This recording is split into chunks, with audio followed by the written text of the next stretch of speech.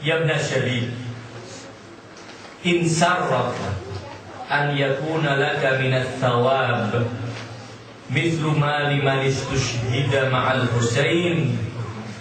Wahai putra Syabib, jika engkau menginginkan pahala seperti pahala yang diberikan oleh Allah kepada para syuhada yang telah gugur membela Al-Husain di Karbala, faqul, maka katakan, kapanpun engkau mengingat Al-Husain, katakan kata-kata ini, ya laitani kuntu ma'ahum fa'afuz fawzan 'azima. Andai aku bersama mereka, pastilah aku mendapatkan kejayaan yang besar. Sebagai sebuah pernyataan yang ingin menampakkan kesedihan dan sekaligus menampakkan kesiapan untuk menyambut kapanpun seorang yang akan menyerukan panggilan untuk membela Al-Husain dan menumpas semua yang melakukan atau menjadi orang yang melanjutkan misi-misi mereka yang membantai Al-Husain di Karbala. Kemudian beliau melanjutkan, ya ibn Syabib, wahai putra Syabib, in sarraka an takuna ma'ana fid darajatil ula minal jinan. Wahai putra Syabib, jika engkau menginginkan mendapat bersama kami dalam tingkat-tingkat yang tinggi di surga bersama kami Ahlul Bait, fahzan li huznina, maka bersedihlah karena kesedihan kami, wafrah li farahina, dan bergembiralah karena kegembiraan kami, wa alaika biwilayatina, dan hendaknya kamu senantiasa konsisten berpegang teguh dengan kepemimpinan kami. Falau anna rajulan tawalla hajaran la hasyarahu Allahu ma'ahu yaumal qiyamah. Andai seorang menjadikan batu sebagai pimpinannya, niscaya dia telah akan dibangkitkan bersama batu tersebut di hari kiamat. Karena yang menjadikan para imam suci Ahlul Bait sebagai panutan, sebagai pimpinan, sebagai imamnya, pasti Allah akan membangkitkannya bersama para imam suci Ahlul Bait.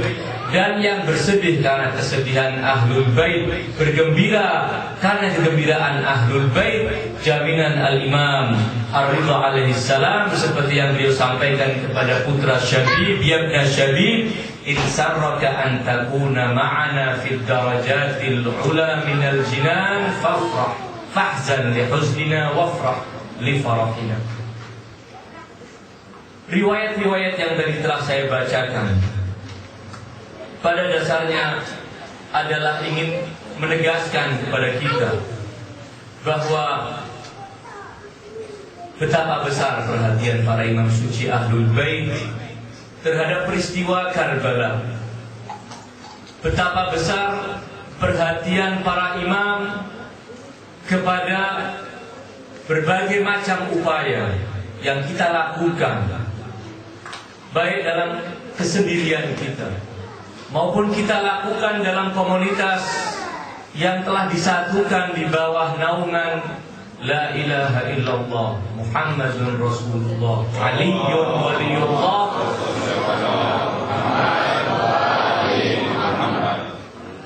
Yang dilakukan di bawah naungan akidah yang benar akan mampu mempertahankan keutuhan nilai-nilai Islam yang diperjuangkan oleh Imam Abu Abdillah Al-Husain di Karbala.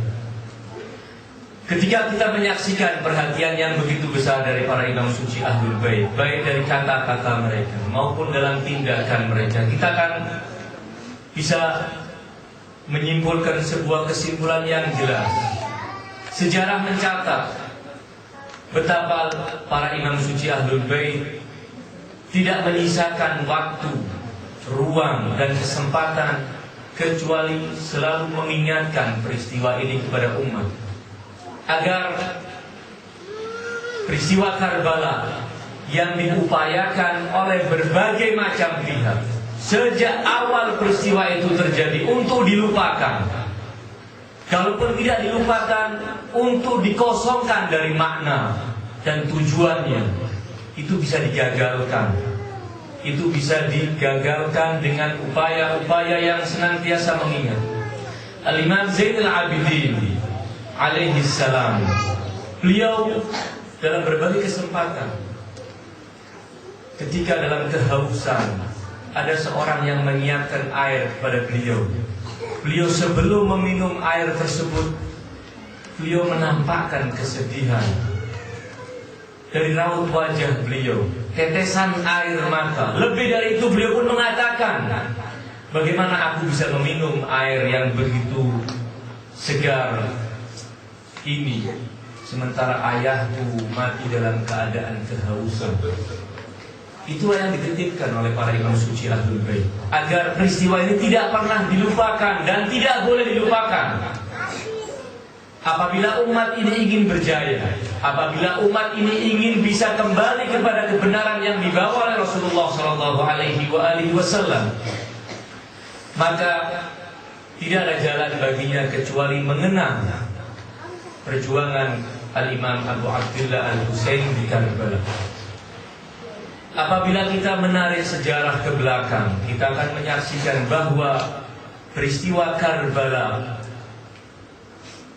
bukan saja menjadi perhatian para imam suci Ahlul Bait, namun lebih dari itu, dia menjadi perhatian yang begitu besar dan menyita perhatian yang cukup besar dari Rasulullah SAW. Kita mungkin tidak pernah menyaksikan sebuah fenomena di dalam sejarah Rasulullah SAW seperti fenomena tangisan yang tak henti-hentinya diperagakan oleh Rasulullah SAW terkait dengan peristiwa Karbala. Tidak ada dalam sejarah seorang kakek ketika mendapatkan cucu yang sangat dinanti-nantikan, cucu yang pasti akan membanggakan kehidupannya. Tidak ada berita yang pantas disampaikan kecuali berita gembira, kecuali hal-hal yang positif yang mungkin akan dialami oleh bayi yang baru lahir ini.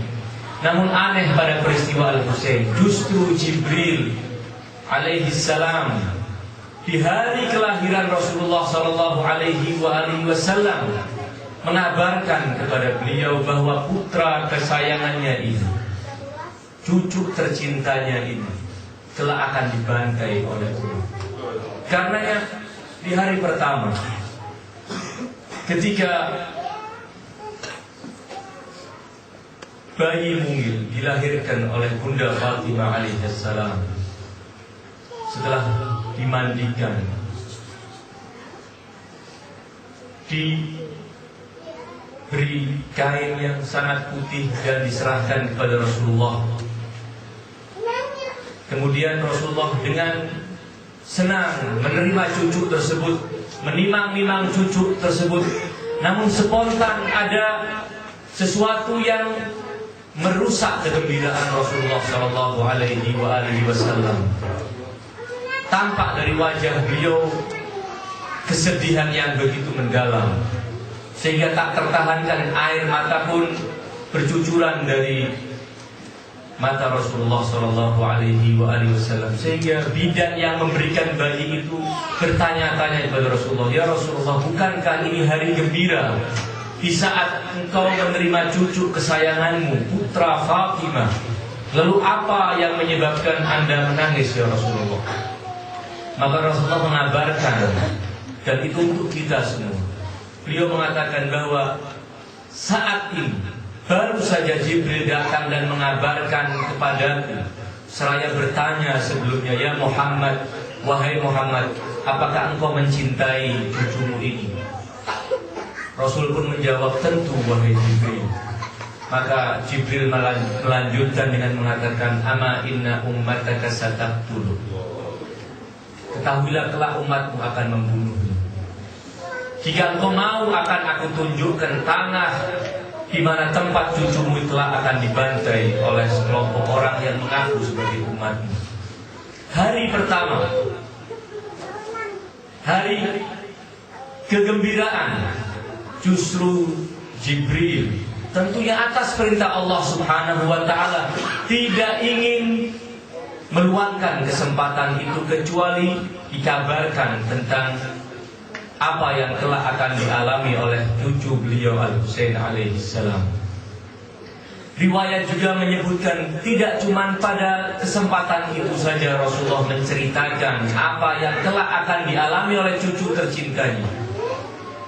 Riwayat juga menyebutkan pada suatu hari sepulang Rasulullah Shallallahu Alaihi Wasallam dari sebuah bepergian, beliau mengumpulkan kaum muslimin dan berpidato, seraya memangku Al-Hasan di pangkuan kanannya dan memangku Al-Husain di pangkuan kirinya, dan tangan beliau yang kanan mengusap kepala Al-Hasan dan tangan kiri beliau memegang kepala Al-Husain. Dalam pidato itu spontan Rasulullah mengatakan bahwa cucuku ini kelak, yang satu ini akan mati akibat racun, sementara cucuku yang satu ini akan dibantai, akan disembelih dalam keadaan kehausan.